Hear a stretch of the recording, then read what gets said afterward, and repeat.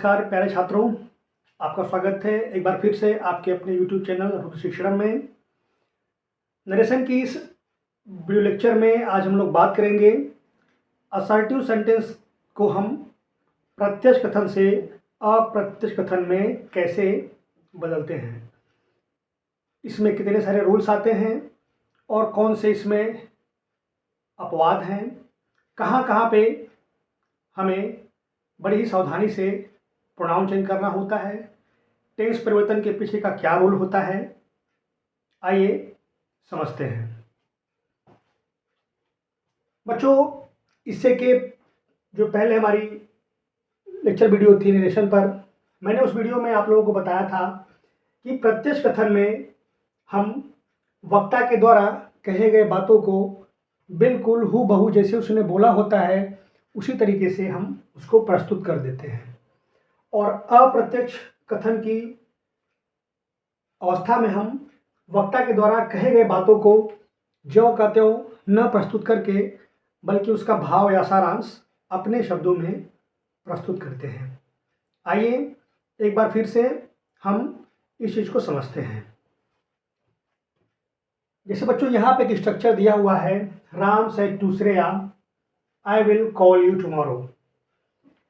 ये एक प्रत्यक्ष कथन का अपना स्ट्रक्चर है। यहाँ पे राम सेड टू श्रेया, इस सेंटेंस के पार्ट को हम रिपोर्टिंग स्पीच कहते हैं तथा इन्वर्टेड कॉमा के अंदर लिखी हुई इस सेंटेंस को हम रिपोर्टेड स्पीच कहते हैं। आई विल कॉल यू टुमारो, ये रिपोर्टेड स्पीच का अपना वाक्य है। राम सेड टू श्रेया, इस पूरे सेंटेंस को हम रिपोर्टिंग स्पीच कहते हैं।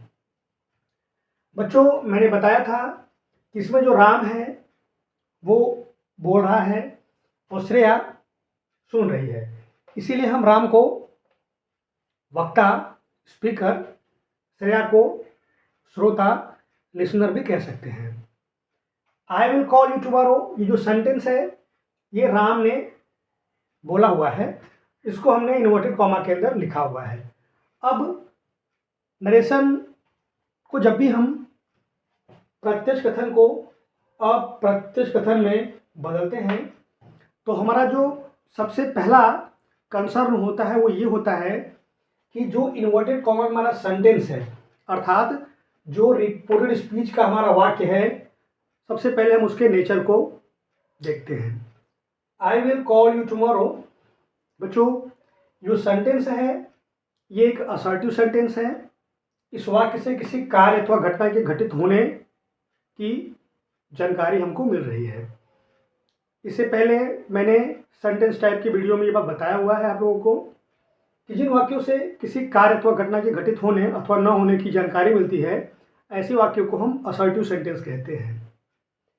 अब जब हमने यहाँ पे आइडेंटिफाई कर लिया कि हमारा वाक्य जो है वो असर्टिव है, तो अब इसको जब हम बदलेंगे डायरेक्ट में तो उसके पीछे क्या रूल्स होता है, अब उसको हम एक एक करके समझते हैं। तो बच्चों अब इस प्रत्यक्ष कथन को हम अप्रत्यक्ष कथन में बदलते हैं। तो बच्चों हम यहाँ पे लिखते हैं Ram told Shreya. Ram told Shreya, Ram told Shreya. यहाँ पे बच्चों सेड टू को हमने टोल्ड में बदल दिया है, ये हमारा पहला परिवर्तन है। हमने सेड टू को टोल्ड में बदल दिया है। ऐसा क्यों हुआ है? ऐसा इसलिए हुआ है कि जब हमारा सेंटेंस असर्टिव होता है तो जो पहला रूल होता है परिवर्तन का वो ये होता है कि हम रिपोर्टिंग वर्ब से को टेल में, सेज को टेल्स में, सेड को टोल्ड में बदल देते हैं, बशर्ते यहाँ पर श्रोता दिया होना चाहिए, या फिर मैं कह सकता हूँ कि लिसनर उपस्थित होना चाहिए। राम सेड टू श्रेया, यहाँ पे श्रेया लिसनर है, क्योंकि यहाँ पे एक ऑब्जेक्ट दिया गया है, रिपोर्टिंग वर्ब का ऑब्जेक्ट दिया गया है, आप ऐसे भी कर सकते हो इस चीज़ को, तो हम सेड को टोल्ड में बदल देते हैं। इसके बाद बच्चों हम इस इन्वर्टेड कॉमा को हटा देते हैं और इसके स्थान पर कंजंक्शन दैट का प्रयोग करते हैं। तो राम टोल्ड श्रेया दैट। अब यहाँ पे कंजंक्शन दैट के प्रयोग के पीछे का क्या अपना लॉजिक होता है बच्चों? होता क्या है कि जब हम इस प्रत्यक्ष कथन के स्ट्रक्चर को अप्रत्यक्ष कथन में परिवर्तित करते हैं तो ये जो आई विल कॉल यू टुमारो, ये जो हमारा रिपोर्टेड स्पीच होता है और जो हमारा रिपोर्टिंग स्पीच होता है, ये दोनों आपस में जुड़ते हैं। और अंग्रेजी में जब भी हम कोई शब्द, कोई वाक्यांश, कोई क्लॉज और कोई सेंटेंस जोड़ते हैं तो हम कंजंक्शन का इस्तेमाल करते हैं। तो यहाँ पे दैट जो है ये कंजंक्शन है जो हमारा reporting speech Ram told Shreya और I will call you tomorrow reported speech को आपस में जोड़ रहा है। अब बच्चों इसके बाद का जो परिवर्तन है वो बहुत ही महत्वपूर्ण है। यहाँ पर आई विल कॉल यू टुमारो, जब हम आई को यहाँ पे लिखेंगे तो अब हमें इसके पीछे के परिवर्तन को भी समझना होगा। देखो बेटा, होता क्या है नरेशन में, एक बहुत ही महत्वपूर्ण रूल होता है कि कभी भी हम जब भी इन्वर्टेड कॉमा के अंदर के वाक्य को इनडायरेक्ट में लिखते हैं परिवर्तित करके, तो यदि वहाँ पे हमें प्रोनाउन दिखते हैं, प्रोनाउन वो भी फर्स्ट पर्सन और सेकेंड पर्सन के प्रोनाउन। फर्स्ट पर्सन के प्रोनाउन आई भी सब्जेक्ट केस में होते हैं, मी और अस ऑब्जेक्ट केस में होते हैं, माई और अवर पजेसिव एडजेक्टिव केस में होते हैं, माइन और अवर्स पजेसिव प्रोनाउन केस में होते हैं। हमें नरेशन को पढ़ने से पहले बेसिक कॉन्सेप्ट ऑफ प्रोनाउन अवश्य आना चाहिए। अब यहाँ पे आई एक फर्स्ट पर्सन का प्रोनाउन है, तो इसको परिवर्तित करने का एक रूल होता है कि यदि इन्वर्टेड कॉमा के अंदर प्रोनाउन फर्स्ट पर्सन का हो तो उसका परिवर्तन हमेशा हम रिपोर्टिंग वर्ब के सब्जेक्ट या आप कह सकते हो कि जो स्पीकर है उसके अनुसार करते हैं। तो यहाँ पे आई राम के अनुरूप बदल कर यहाँ पर लिखा जाएगा। अब अगर हम आई को राम के अनुरूप बदलेंगे तो यहाँ पे हम ही लिखेंगे। अब यहाँ पे ही क्यों लिखा गया? क्योंकि आई जो है वो राम के अनुरूप बदलेगा या फिर राम के हिसाब से लिखा जाएगा। अब चूंकि राम एक नाउन है, एक प्रॉपर नाउन है और जेंडर इसका मेल है, मैस्कुलिन जेंडर है, तो उसके लिए हम प्रोनाउन ही का प्रयोग कर सकते हैं। इसीलिए हमने यहाँ पे ही का प्रयोग किया। अब बच्चों इसी क्रम में आगे बढ़ते हुए हम इस सेंटेंस के टेंस को भी एक बार देख लेते हैं। आई विल कॉल यू टुमारो, ये एक फ्यूचर एंड डेफिनिट टेंस का सेंटेंस है। अब यहाँ पे असर्टिव सेंटेंस के इनडायरेक्टली बदलने का एक रूल और भी होता है बच्चों। वो रूल ये है कि यदि हमारा रिपोर्टिंग वर्ब, अब देख पा रहे हैं यहाँ पे राम सेड टू श्रेया, ये जो रिपोर्टिंग स्पीच का आपका सेंटेंस है राम सेड टू श्रेया, अगर मैं इस सेंटेंस के टेंस की बात करूं तो ये पास्ट एंड डेफिनिट टेंस में है। तो एक रूल ये भी होता है कि यदि रिपोर्टिंग वर्ब का टेंस या फिर आप कह सकते हो रिपोर्टिंग स्पीच का टेंस पास्ट में हो तो रिपोर्टेड स्पीच में जो भी वाक्य आपका दिया होता है उसके टेंस में भी कुछ परिवर्तन करने के अपने रूल्स होते हैं। वो क्या रूल्स हैं उसको हम आगे आपको डिटेल में बताएंगे। फिलहाल हम यहाँ पे इसको वुड कर देते हैं। उसके बाद आगे बढ़ करके हम वर्ब और फिर हम पहुंच जाएंगे प्रोनाउन यू तक।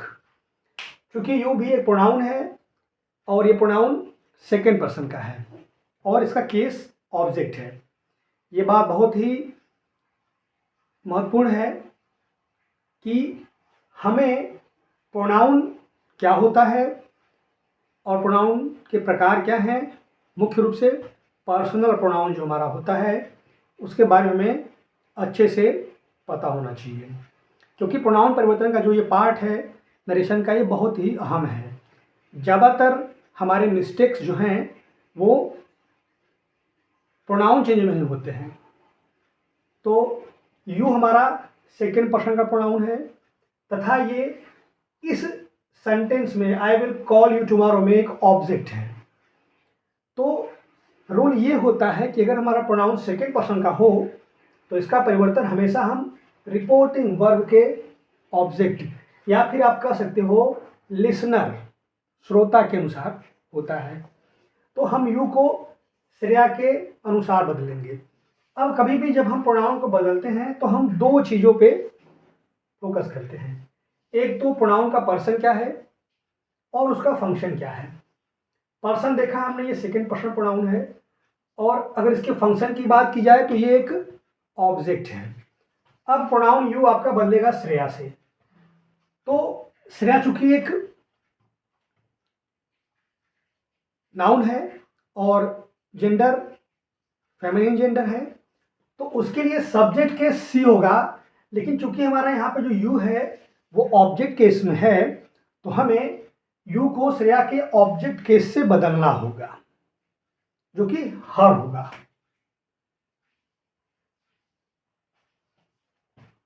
आगे बढ़ते समय हम ये देखते हैं कि यहाँ पे टुमारो जो कि एक एडवर्ब का पार्ट है, एक एडवर्ब है, और ये एडवर्ब ऑफ टाइम के अंतर्गत आता है।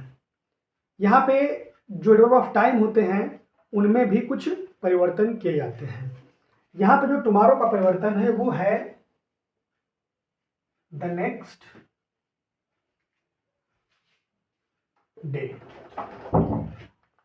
तो बच्चों यहाँ पे Ram said to Shreya I will call you tomorrow, इस प्रत्यक्ष कथन का जो स्ट्रक्चर है, जब हमने इसको अप्रत्यक्ष कथन में बदला तो जो हमारा स्ट्रक्चर बन के आया, जो हमारा सेंटेंस बन के आया पूरा कॉम्प्लेक्स में, वो क्या है, Ram told Shreya that he would call her the next day.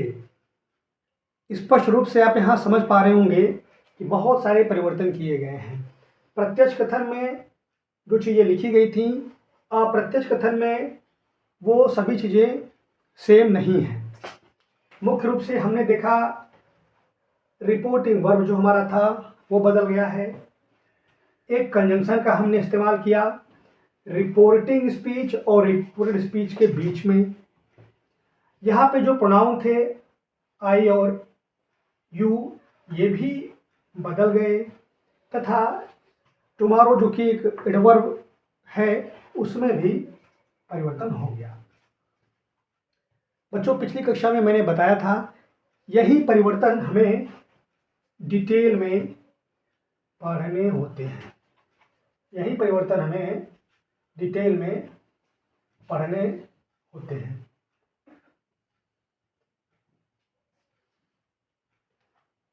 और इन्हीं परिवर्तन से हो करके हमारा पूरा नरेशन आगे बढ़ता है। और ये परिवर्तन पढ़ने के बाद नरेशन में आप ये श्योर हो सकते हैं कि 70% आपको नरेशन आ गया है। सबसे महत्वपूर्ण परिवर्तन हमारा प्रोनाउन का होता है, उसके बाद हम टेंस की बात करते हैं, फिर कुछ एक परिवर्तन और भी होते हैं जो हम धीरे धीरे सीखेंगे और समझेंगे। बच्चों तो आज हमने असर्टिव सेंटेंसेस को कैसे बदलते हैं डायरेक्ट में, उसका एक छोटा सा सिर्फ सैंपल या फिर नमूना देखा। हमने ये देखा कि यदि इन्वर्टेड कॉमा के अंदर का सेंटेंस असर्टिव सेंटेंस है तो जब हम उस प्रत्यक्ष कथन के स्ट्रक्चर को अप्रत्यक्ष कथन में बदलते हैं तो सबसे पहले परिवर्तन हम रिपोर्टिंग वर्ब में करते हैं। और यहाँ पर भी एक कंडीशन है कि यदि रिपोर्टिंग वर्ब के बाद कोई लिसनर अर्थात कोई ऑब्जेक्ट ना दिया गया हो तो हम रिपोर्टिंग वर्ब से को से ही रखते हैं, सेज को सेज ही रखते हैं और सेड को सेड ही रखते हैं। परंतु यदि कोई ऑब्जेक्ट अर्थात लिस्नर दिया गया हो तो हम से को टेल, सेज को टेल्स, सैड को टोल्ड में बदल देते हैं। ये हमारा पहला परिवर्तन हुआ। दूसरा परिवर्तन, जैसा कि बताया मैंने आपको, रिपोर्टिंग स्पीच और रिपोर्टेड स्पीच, इन दोनों को जोड़ने के लिए हमको एक कंजंक्शन चाहिए होता है, और यदि हमारा सेंटेंस असर्टिव होता है तो हम दैट का इस्तेमाल करते हैं। आगे हमने प्रोनाउन के चेंजेस को देखा। यहाँ पे आई, जो कि एक फर्स्ट पर्सन का प्रोनाउन है, इसका परिवर्तन हमने रिपोर्टिंग वर्ब के सब्जेक्ट या फिर आप स्पीकर से भी कह सकते हैं। तो आई का परिवर्तन हमने स्पीकर अर्थात राम से किया और यहाँ पे वो ही हो गया। हमने यहाँ पे विल को वुड में तब्दील कर दिया। एक्चुअली यहाँ पे टेंस का परिवर्तन किया गया है। इसके पीछे का क्या रूल होता है बच्चों? इसका रूल ये होता है कि यदि हमारा जो रिपोर्टिंग वर्ब है या फिर जो रिपोर्टिंग स्पीच है, यदि उसका टेंस भूतकाल में हो तो इन्वर्टेड कॉमा के अंदर आया हुआ जो सेंटेंस हमारा है, अर्थात जो हमारा रिपोर्टेड स्पीच है, उसके प्रोनाउन के साथ साथ हम टेंस में भी परिवर्तन करते हैं। जिसका क्या रूल होता है आगे हम डिटेल में पढ़ेंगे। एक बात और बच्चों, यदि हमारा रिपोर्टिंग वर्ब यहाँ पे, यदि हमारा रिपोर्टिंग वर्ब अर्थात यदि हमारा रिपोर्टिंग स्पीच का जो टेंस है अगर वो वर्तमान काल या भविष्य काल में होता है तो हम केवल प्रोनाउन में ही चेंजेस करते हैं, टेंस में कोई परिवर्तन नहीं करते। ये एक बहुत ही महत्वपूर्ण रूल है। आगे मैं एग्जाम्पल के माध्यम से इसको डिटेल में बताऊंगा। बेटा उसके बाद हम आगे बढ़ते हैं। प्रोनाउन परिवर्तन के बाद हमने यहाँ पे टेंस में परिवर्तन किया और फिर टुमारो, जो कि एक एडवर्ब ऑफ टाइम का पार्ट है, हमने उसको भी बदला। तो यही 5 परिवर्तन मुख्य रूप से हमको नरेशन में करने होते हैं। अब यहाँ पे चूंकि असर्टिव सेंटेंस था तो परिवर्तन कुछ इस प्रकार से किए गए हैं। हम आगे बढ़ेंगे और ये भी देखेंगे यदि हमारे यहाँ पे कोई वाक्य प्रश्नवाचक आता है या फिर हमारा आदेशात्मक वाक्य आता है तो परिवर्तन के कुछ जो रूल्स हैं वो बदल जाते हैं। आप हमारे साथ बने रहिए और हम स्टेप बाय स्टेप हर प्रकार के वाक्यों को किस प्रकार से बदलते हैं हम डिटेल में उस चीज़ को स्टडी करेंगे। आई होप आपको ये वीडियो लेक्चर समझ में आया होगा। अभी मैंने सिर्फ आपको असर्टिव सेंटेंस के वाक्यों के परिवर्तन कैसे करते हैं, क्या क्या रूल्स होते हैं, मैंने सिर्फ उसकी आपको एक शॉर्ट ग्लिम्स दिया है।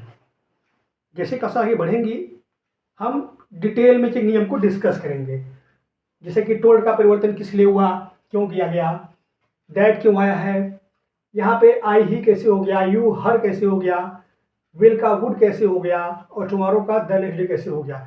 ये सारे परिवर्तन के हम गहराई में जाएंगे और समझेंगे इनके पीछे का अपना लॉजिक क्या होता है।